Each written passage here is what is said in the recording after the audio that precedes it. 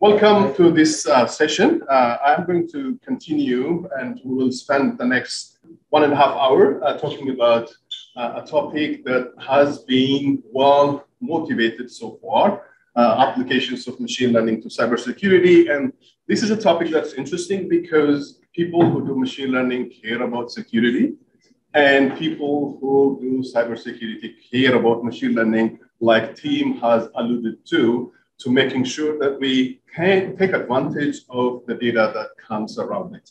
And the people who are doing machine learning would want to make sure that their models are secure enough. And so there is a bi-directional thing going on in this. What I would be doing, this will be a two-part presentation where I would give you a little bit of an overview of CySER. You've been here for 2 weeks and you have had lots of topics that have been covered.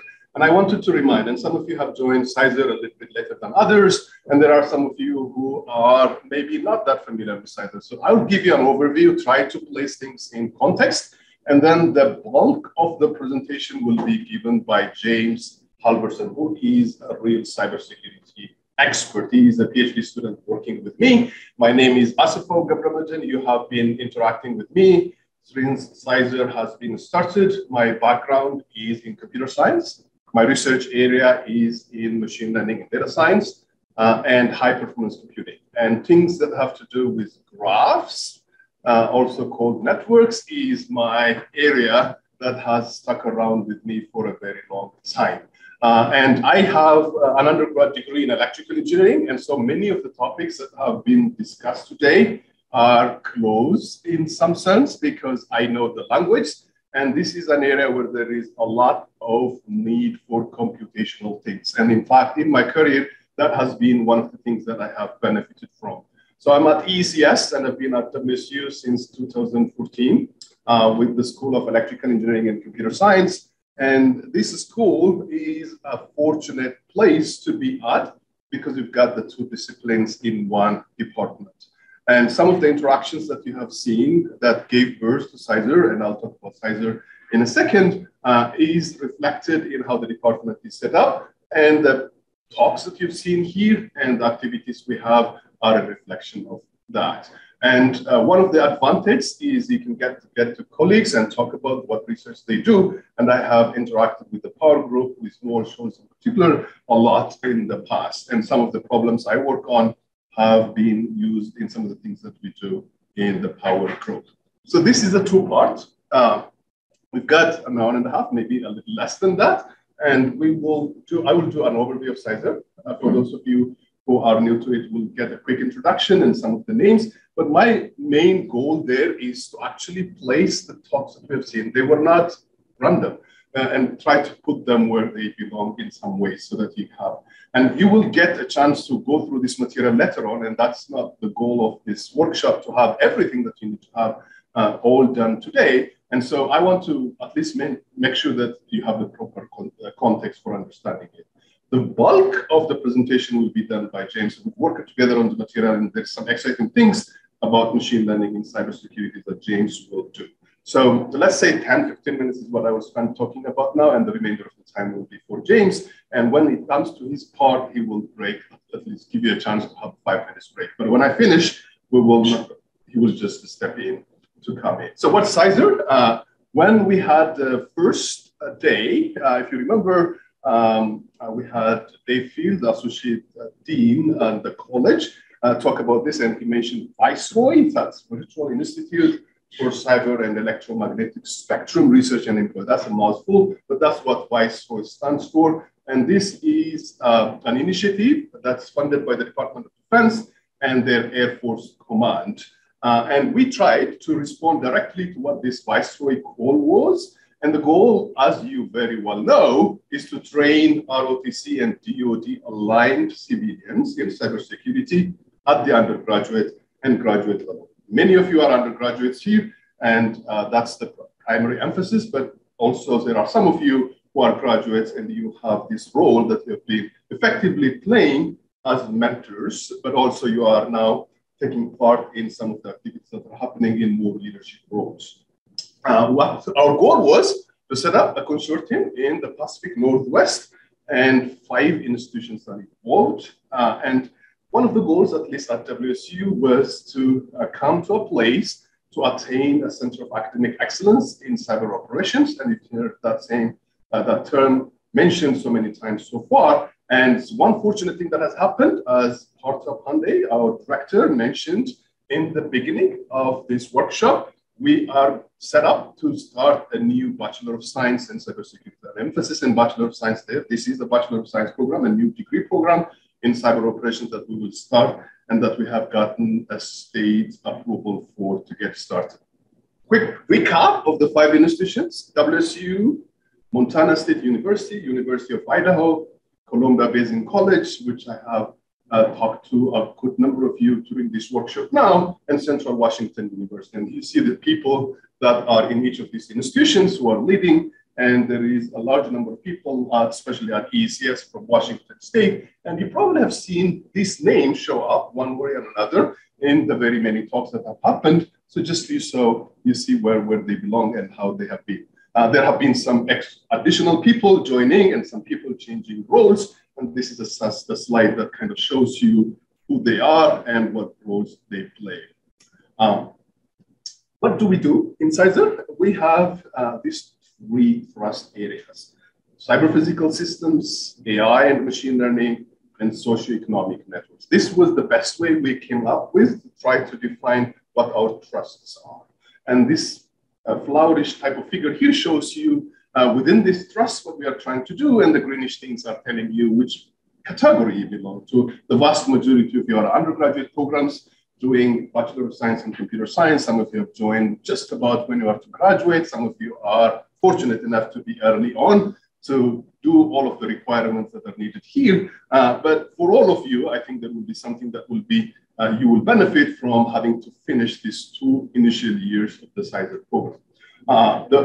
The bottom 4 things are the kind of things that you've been seeing. We have had the bi-weekly seminars that you were all attending, where we had the pleasure of having people from industry, academia come and give talks, and teams, company side. His CEO, I guess, was one of the speakers in one of the seminars we have had.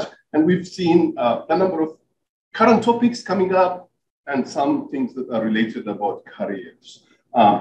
Many of you are, or a couple of you at least I know, are doing your senior design projects now. And then most of you would be doing at some point, and a cybersecurity focus is one of the requirements there, but you're doing also research in some other ways. For example, as you have demonstrated through the poster session. Internships, I know some of you are going to GI, others are doing, I know a couple, my own students included, are interning at SCL. But this workshop, the one that we have called Intensive 2 Summer Weeks workshop, is where these professional skill, real-world examples, and best practices are being exhibited. When we put up this, I remember when we were drawing this, I was thinking of this in a very broad way, and I couldn't be happier with how it has turned out to be true, that what we have been fortunate enough to assemble in terms of speakers and the sessions we've had to see these exhibited. And so that's what the workshop part was.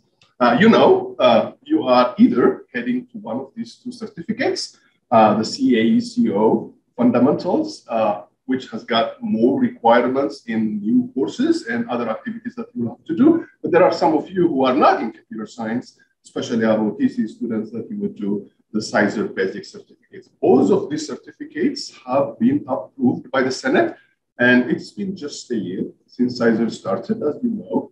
And if you have been in universities around, as I have been, you know how long it takes to get things approved. So we're very, very pleased by how fast it went, and grateful for having to have this approved by the Senate, Faculty Senate at WSU, so that we have got this certificate. This is an unfortunate term in terms of certificate. Certificates mean different things in different places. What we mean here is what you're doing here, the courses you're taking, your internships.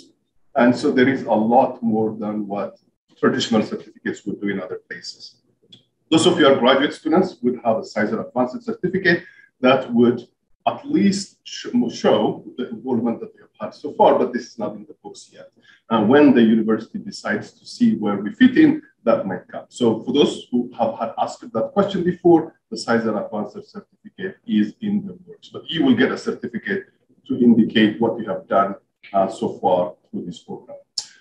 This is the place where I wanted to put things in perspective. The three trust areas that I told you, if I were to break them up and try to have more modular way to think about them in terms of topics, there would be 5. Cyber physical systems, networks and information security, machine learning and AI, software security and quality assurance, and cyber education. And you probably have seen on the CySER website, these things mentioned in big blocks, and there wasn't so much of a content.